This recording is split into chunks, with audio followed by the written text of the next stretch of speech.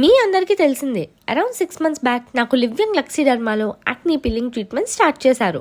నా స్కిన్ కొంచెం sensitive, so 6 sessions చేద్దామని చెప్పారు. సెషన్కి ఇంప్రూవ్మెంట్ కనిపించడం స్టార్ట్ అయింది. డాక్టర్ చెప్పారు క్లియర్గా, యాక్నీ రెడ్యూస్ అవ్వాలంటే ప్రాపర్ డైట్ ఫాలో అవ్వాలి అండ్ ఆవిడ చెప్పిన రొటీన్లో ఉండాలి.